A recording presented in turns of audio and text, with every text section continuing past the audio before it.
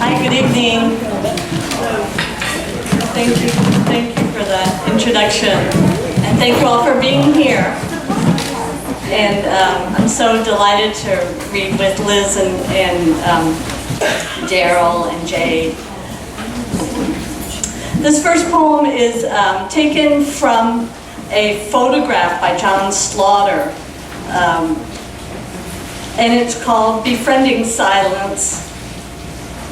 1. Low spine of dry hills dotted with pronghorn antelope, tiny beneath turbans of clouds piled high, dusk-hued, tinged in salmon orange. Here I return again and again.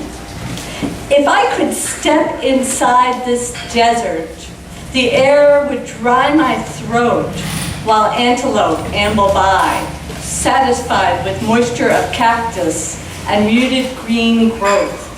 The rare rain would not be enough for me to survive. We are so frail compared to rattlesnake, desert mouse, tarantula. 2. One time I trapped feral kittens and raised them in my bathroom. For every shower, I dropped my clothes, surrounded by sweet fluff that could tear your hand to shreds if you tried to hold one. I watched them huddle, my sink dotted with small paw prints. When one seemed old enough, I set it free. He ran under the house and clawed up through the plumbing beneath the floor of his brother's. I removed the board to expose the water pipes. He swiped once, then returned to his safe sibling home. 3. I returned to smell the rain, spread arms wide to embrace antelope wind, brush my cheek against the tawny terrain, inhale the entire horizon, taste music of silence, watch clouds unfold with illuminated rain bands that graze the earth. I am parched for the quiet that rises from the dirt like heat waves. 4. One holiday in 6th grade, I brought home the school tarantula, Lola. I held her on my palm, tiny feet, pricked skin. She did not bite. One evening, when I returned to my room, I found furry tarantula on white speckled wall. My heart raced, then slowed. I know this spider, I thought. Lifted Lola back into her terrarium home. 5. Though the antelope seemed to invite, out here you wouldn't survive the hugeness. You cannot touch, though you might imagine stretching your body along the ground, feel the calm of coyote calls, crack of clouds that burst open. Everyone is thirsty and quiet. Out here, you can't hunt water. Water is not prey. You cannot conquer it with a bite to the throat. It is a reluctant gift, heavy presence of sky that rolls in and gives or withholds. The fresh promise you can inhale, and perhaps you will receive, and perhaps you will not. It will unfurl or retain mirages of possibility. 6. When I was 12, my friend and I rode in the back seat on a trip to Terlingua, Texas for my father's car rally. My dad drove over desolate highways, dry miles spread wide, and mirages puddled, then evaporated with every approach. Slowing down near small towns, could see tarantulas, scores of Lolas crossing the road. In my sleep, I heard my friend, "Tracy, your father is going 100 miles an hour." She watched the speedometer. Drowsy, unimpressed, accustomed to a father who drives fast. 7. I am a daughter who dawdles. Please stop the traffic that jams my mind with stop and start details. This fast-track brain with quick digital memory flashes. Digital mind, but no photographic memory. Dreams are a fragmented collage, a disassembled heap that belts out rock and roll songs at midnight, plays a vague soundtrack of amputated lyrics and mental dialogue distractions. 8. I am trying to make peace with the quiet. Breathe in scent of dusky green, pulpy desert growth, scent of antelope, scent of damp hope, and angled winds billowing moisture dressed in rouge hues. Thunderheads hang belly low over horizon, then begin to weep. Swallow this horizon whole. Digest night quiet until it rains inside of your being.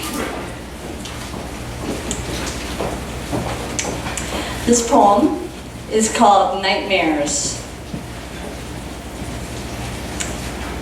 Oh, I wanted to say that that previous poem was part of a program where multiple artists wrote about paintings and artwork, and then those artists would create works based on poems or other artworks. And I forgot the name of the program. Degrees of Separation. Thank you. Degrees of Separation. I knew someone would help me. This is called Nightmares. Sometimes I dream about the polar bears swimming, drowning in the Bering Sea. Images I have seen in television commercials about global warming. If only bear cubs were just playing adorably in the North Pole, plump paws grasping Coca-Cola bottles, like in those sweet fairy tale commercials. I kill the TV and go to bed. When I should be protesting, writing letters, instead I duck, seek cover from the news. My sister sends me emails. They're shooting wild horses in Montana, hunting Alaskan wolves from helicopters.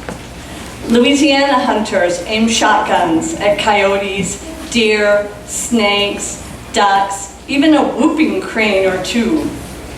But when it comes to feral hogs devouring sweet potatoes and corn, they scratch their heads, say hogs are too difficult to hunt. Sleep, yellow speckled king snake in the terracotta flower pot, safe.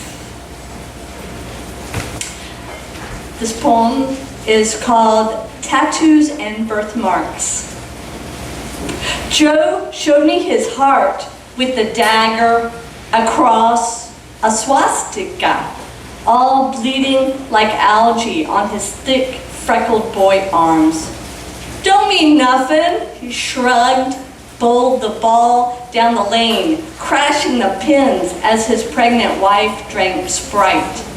No more pictures, she said, as she kept score in the little squares. Take it, Topper, Joe handed him the ball. Topper held the ball in his right, beer in his left, and an etched eagle drew taut and dark across one shoulder. Topper launched the ball and sloshed cores over the lane. Last pitcher, the manager scowled as he mopped at the slick. A scarlet birthmark stained half of Topper's face. I never heard that name before. Black hair hung straight into his ink eyes as he told me he swigged his first whiskey at 2. His country grandparents laughed, called him Topper, drunk in Choctaw, the only word he still knows, and the grandparents are gone. At 3:30 a.m., the manager threw us out, and Joe's wife cried in the parking lot to keep the keys. I drove Topper to his house, where he pulled his loaded father out of the ditch and stumbled him inside. Topper led his father to sleep on the mattress on the kitchen floor. The bed was Topper's. Driving home, I climbed the bridge, staring into blackness.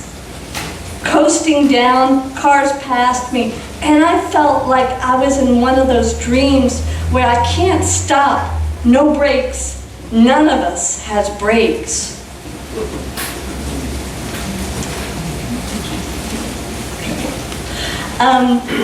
This poem is called Language Lessons. Every day I drive around in my car with a Brazilian Portuguese language CD playing. I prefer to listen on long highway drives. I can taste the sounds in my mouth. Eu quero comprar alguma coisa. Like fresh barbecued meat, smoky flavors that linger long after the meal. As I listen and repeat, I imagine I am meeting Senhor Veloso. Eu me chamo Patrice, muito prazer. We meet in a Brazilian market between stalls piled high with animal hides and spiritual incense. Eu quero comprar carro. Driving, speaking, listening, the road ahead winds through streets of Sao Paulo, Rio de Janeiro, or over narrow dirt roads of Ilha Grande. I have cousins in Brazil, a branch of this Jewish family that immigrated there while my grandmother immigrated from Poland to Texas. My family makes more money, theirs makes more music. I'm a selfish beast, and when in my 30s, I was delighted to learn of Brazilian cousins. My people in the land of samba, forró, and bossa nova music. I have people in the land of bright beaches and rounded consonants that feel like flower petals on my tongue. Had we reconnected with cousins in wintry Russia or Albania, there would be no Russian CD playing in my car. I can do basic shopping in Portuguese and can almost remember how to ask directions to a washateria. Because my cousins are Brazilian, I must be part Brazilian, with Bahian sun burning while I drive down the Brazilian-Louisiana interstate, loudly parroting words like caneta, a pen, debaixo da mesa, under the table. Growing up, my mother made pronouncements of the gifts and failings of my sisters and I, extensions of her own self-image. Melnicks don't have rhythm. We can't dance. We write well, but can't do math, she recited. We are creative, but not artistic. We are not good at foreign language. This was a family of we can't, a family that launched and grounded us. Learning language is like dream flying. Short-lived, bump, bump, soar, crash. Then try again, dive bombing into bushes. When I drive in my carro, I can falo Portuguese, driving away from all that we can't litter along the roadside. Eu pude falo português, eu sou americana, pouco brasileira. I tried to speak my way into transformation, tried to pronounce my way into becoming a part of myself that I do not yet know.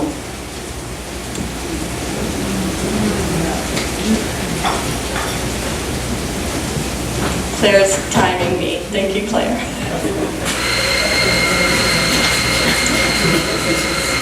This is called Fainting. Another driving poem. I rolled down old Highway 66, wind blowing in the windows, dark spots of cactus. I spin the tuner dial, but pick up nothing. No country, no jazz, no Mexican polkas, no kicks on Route 66. and the darkness closes in like a cat's inner eyelid.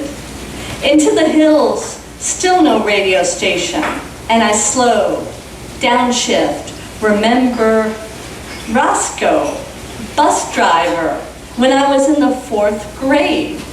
Second gear, Roscoe said. I pulled the stick shift back. Third, he called. Second, sitting on the steps in my red sleeveless cotton dress, I cranked the door open and closed as hot April air blew through the open windows of the bus that creaked and squeaked down Thackeray, Edgemere, Hillcrest. In the back of the bus, I saw the red-curled, freckled boy squeeze another boy till he collapsed, eyes falling closed. The red-curled boy brought him back, lifted him to his feet, and let him stumble, groggy-faced, to his place. Bus stopped at a red light. I ran to the back, knelt on the seat. I can make you faint, freckled boy said. I stood and waited. He stood me in front of him. Breathe in, he said. Breathe out. Breathe in. Deep. Out. I saw the arms reach around my waist. Breathe all the way out. And it all went black for seconds or years until I felt my head against his chest, his hand on my forehead as he helped me up from the floor. Wow, pretty neat, I said, stumbling to my seat. Roscoe slammed on the brakes, stomped to the back. Stop it, he said in the boy's face. Roscoe stomped back to the front, and we grinned, embarrassed, pleased, and I awake again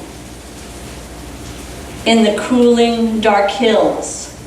Think of the mystery of blackouts when the radio stations grow faint and you hear your own sigh or feel the breath of darkness whisper in your inner ear.